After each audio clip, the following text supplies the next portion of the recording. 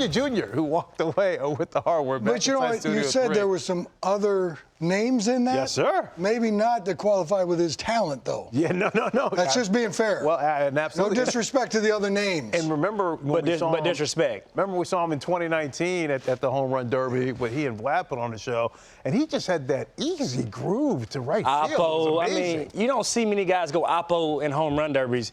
This dude was foul pole to foul pole in the home run derby, which you don't see. So special type of talent, special type of pop, I mean, and he's still putting it on display. All right, Cam, so what happened then last year? Hit 266, had 15 bombs, still had 29 stolen bases, but he wasn't quite the guy that we had seen a couple years back, and obviously he had the ACL injury that took place back in 2021. Well, first off, guys would love to have those numbers on a down year. Okay. And this guy's coming back off of a major injury, a major surgery. When we talk about ACL repair, that's almost, that's essentially full reconstruction of the knee. I mean, so this is a guy who I saw come back a little bit too fast. 24, won't be 25 until mid-December this year. Wow. This is a young guy who I think at times was a little bit overzealous, a little anxious, wanting to get back in the mix, watching this group of young, talented guys that he has around him. I think he was just a little eager to get back. So what you saw was a guy who just didn't quite have his legs up under him. You saw Snit have to really kind of manage his time on the field, kind of manage how he plays. He's a wild horse out there. He's all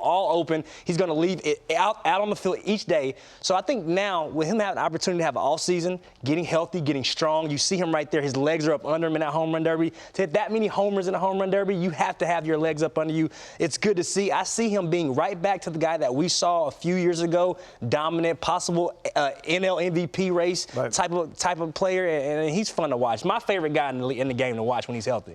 Yeah, here's the deal. We spent some time, we've talked about Jose Abreu that the Astros just got. Yep. And he posts every single day. And for whatever reason, it might not be his fault, he hasn't been out there 150-plus times but once. And here's the scary truth about that. What the Braves want, now, they don't need 162 out of him, but his 162-game average, 38 homers. Yeah. 34 stolen bases, 124 runs scored. That's his 162-game average. So the Braves are sitting there going, I agree with you. He leaves it all. He plays hard. He's borderline reckless at times.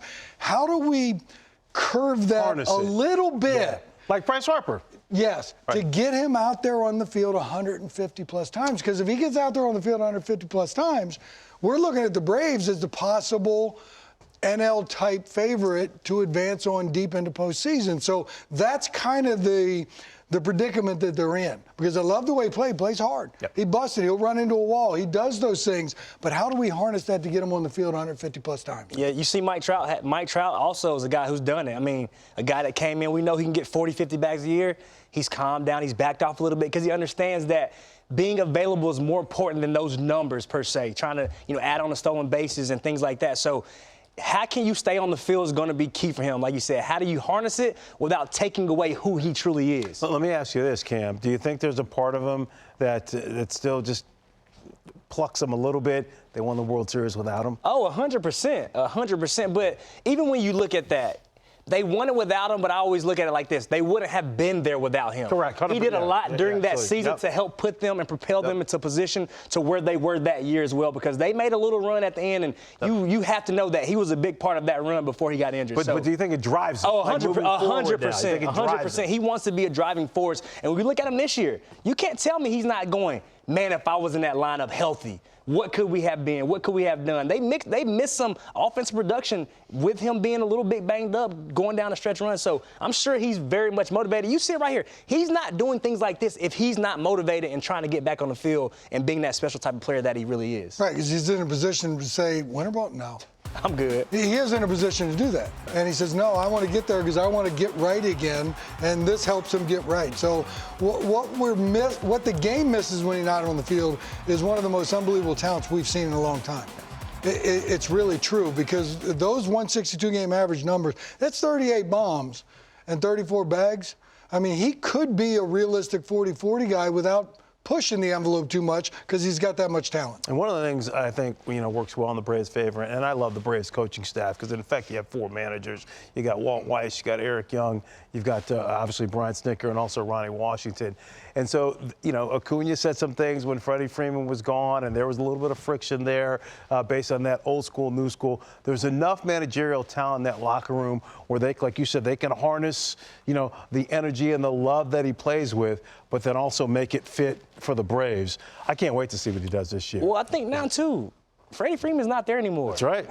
He's the most talented player in that locker room. Yep. It's his team now. Yep. So you got a group of young guys, Vaughn Grissom, Albies. There's a youthful energy about that clubhouse now. So I don't think that's going to bother them as much of, some of the things that he does on the baseball field because you've got a lot of young guys, and it's that whole let the kids play time. So they're going to have a little bit more It can't be opportunity his to be team, though, loose. unless he's out there 150 That's true, times. absolutely. Because you know what? The other dudes play 150 plus times. Absolutely. All right, great points, great points. Hey, you guys sent in your best videos, and our